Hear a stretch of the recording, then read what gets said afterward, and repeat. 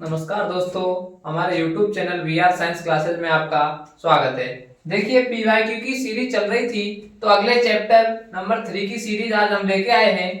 देखिए हमारा क्वेश्चन है, एक तत्व क्यू मुलायम है और चाकू से आसानी से काटा जा सकता है।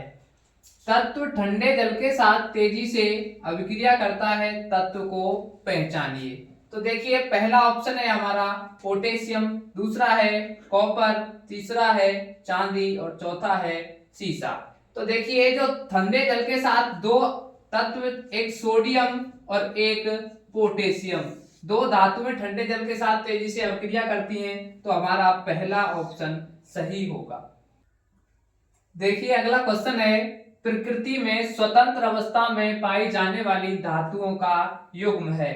तो देखिए जो क्वेश्चन है वो राजस्थान बोर्ड 22 में पूछा गया था, और जो पहला क्वेश्चन था वो सप्लीमेंट्री परीक्षा 22 में और राजस्थान बोर्ड 22 में भी पूछा गया था।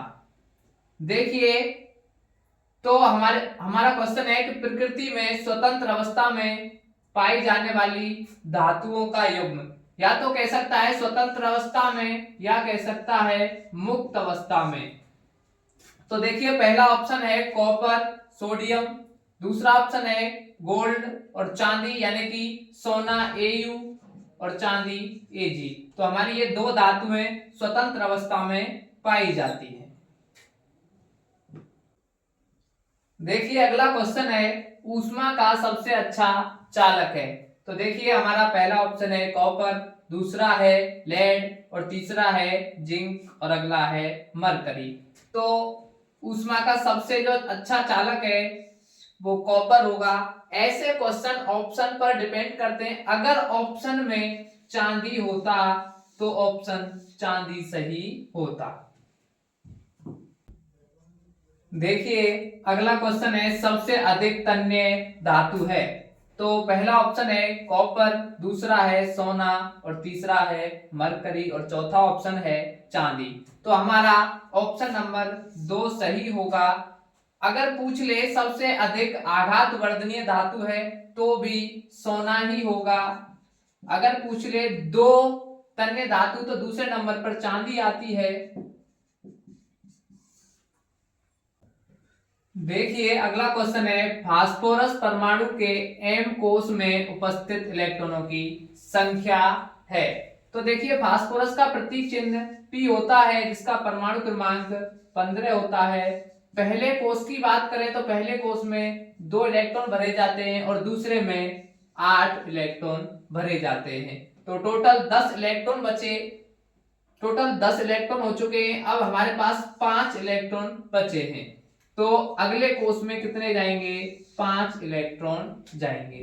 तो हमारा ऑप्शन नंबर 2 सही होगा, क्योंकि पहला कोष के, दूसरा कोष L और तीसरा कोष M होता है। तो M कोष में इलेक्ट्रॉनों की संख्या पूछी गई है। देखिए अगला क्वेश्चन है, निम्न में से कौन उपधातु है? तो पहला ऑप्शन है जिंक जो कि एक धातु है, दूसरा ऑप्शन है कैल्शियम जो कि एक धातु है, और तीसरा ऑप्शन है जर्मेनियम जो कि क्या है? एक उपधातु है। तो कार्बन की बात करें तो ये एक अधातु है।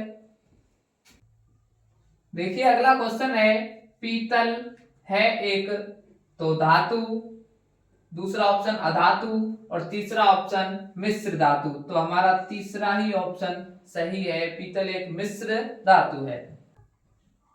देखिए अगला क्वेश्चन है, सीसा और टिन की मिश्र धातु को कहते हैं। तो पहला ऑप्शन है सोल्डर, दूसरा है स्टील और तीसरा है गन मेटल और चौथा ऑप्शन है उपधातु।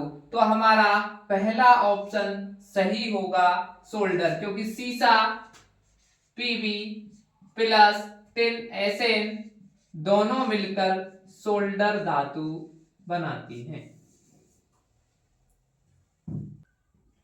देखिए अगला क्वेश्चन है, कौन सा अधातु कमरे के ताप पर द्रव होता है?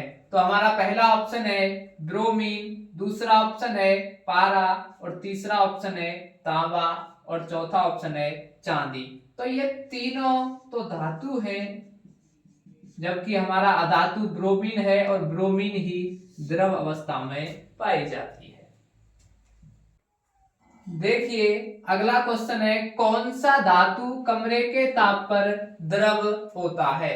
तो हम बात करें सोना, अगला ऑप्शन है पारा, अगला ऑप्शन है तांबा और अगला ऑप्शन है ब्रोमीन। तो हमारा पारा जो धातु है जिसका प्रतीक चिन्ह Hg मरकरी होता है, तो हमारा ऑप्शन सही होगा पारा। देखिए अगला क्वेश्चन है, अधातु के ऑक्साइड होते हैं। तो जो अधातु के जो ऑक्साइड हैं वो कैसी प्रकृति के होते हैं? अम्लीय प्रकृति के होते हैं। तो हमारा दूसरा ऑप्शन सही होगा।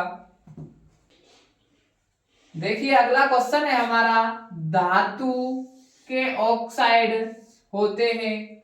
तो उदासीन, अगला ऑप्शन है अम्लीय, अगला ऑप्शन है क्षारीय और अगला ऑप्शन है लवणीय। तो जो धातु के ऑक्साइड हैं वो क्षारीय प्रकृति के होते हैं, जबकि अधातु के ऑक्साइड अम्लीय प्रकृति के थे। देखिए हमारा अगला क्वेश्चन है, निम्न में से कौन उत्कृष्ट तत्व है यानी कि अक्रिय तत्व है? तो पहला ऑप्शन है आयोडीन और दूसरा ऑप्शन है दोस्तों सिलिकॉन और तीसरा ऑप्शन है आर्गन और चौथा ऑप्शन है ब्रोमीन। तो इन चारों ऑप्शनों में से तीसरा वाला ऑप्शन आर्गन हमारा सही होगा। देखिए हमारा अगला क्वेश्चन है, ताम्र एवं टिन के मिश्र धातु को कहते हैं। तो पहला ऑप्शन है कांसा, दूसरा ऑप्शन है पीतल और तीसरा ऑप्शन है सोल्डर और चौथा ऑप्शन है ड्यूरालिमिन। तो हमारा पहला ऑप्शन कांसा सही होगा। इन दोनों धातुओं को मिलाकर कांसा बनाया जाता है। देखिए अगला क्वेश्चन है, सिलिकॉन है एक तो धातु, अगला ऑप्शन है अधातु, अगला ऑप्शन है उपधातु और अगला ऑप्शन है मिश्र धातु।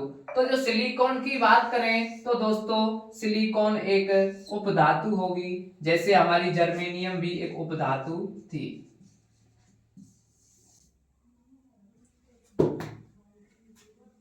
अगर वीडियो पसंद आई है तो वीडियो को लाइक करें और चैनल को सब्सक्राइब करें और ऐसे ही PYQ देखने के लिए हमारे चैनल पर बने रहे। धन्यवाद।